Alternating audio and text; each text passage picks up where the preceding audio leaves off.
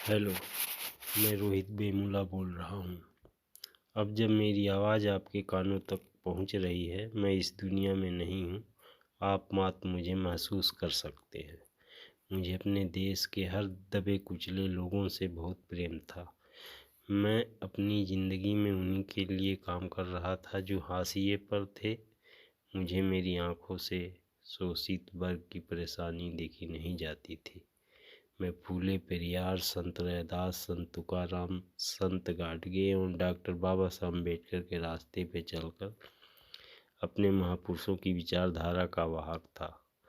मुझे भूखे नंगे लोगों के प्रति बहुत ही पीड़ा थी। मैं चाहता था सभी मनुष्य एक समान हो, ना कोई छोटा हो ना कोई बड़ा हो। रंग भेद एवं जाति भेद की लकीरों को मैं हमेशा के लिए ख़त्म कर देना चाहता था। मेरी ज़िंदगी में मेरा अपना कोई निजी स्वार्थ नहीं था। मैंने 26 वर्ष के जीवन काल में जो देखा और अनुभव किया, मुझे लोग प्रकृति के खिलाफ दिखे, मैं पहला व्यक्ति नहीं हूँ।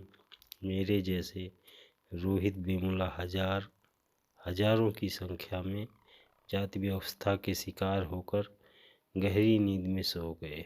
शोषित वंचित वर्ग के लोग विश्वविद्यालयों से उच्च शिक्षा प्राप्त करके जो सरकारी नौकरियों में आए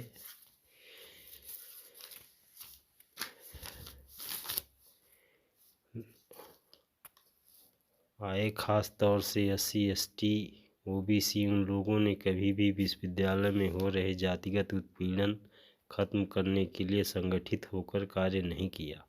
बस अपनी आवश्यकता के अनुसार लोग अपने हित के लिए कार्य करते रहे। उन्होंने अगर पे बैक टू सोसाइटी के तहत विश्वविद्यालयों की समस्याओं पर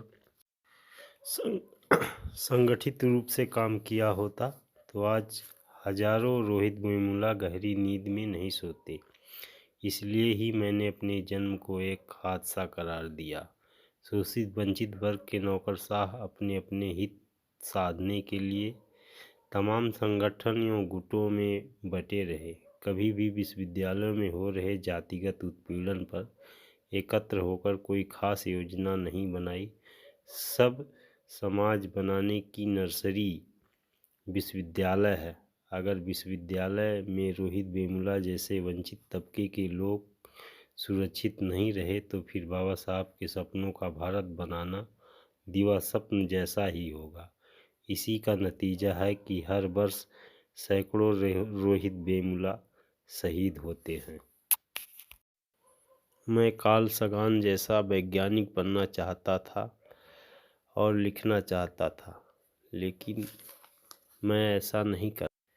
मुझे किसी से शिकायत नहीं है, लेकिन बहुजनों को अब जातिगत भेदभाव के खिलाफ तमाम विश्वविद्यालयों में बहुजनों को एकत्र करना होगा और इसके खिलाफ लड़ाई लड़नी होगी। नहीं तो लाखों हजारों रोहित वेमुला शहीद होते रहेंगे।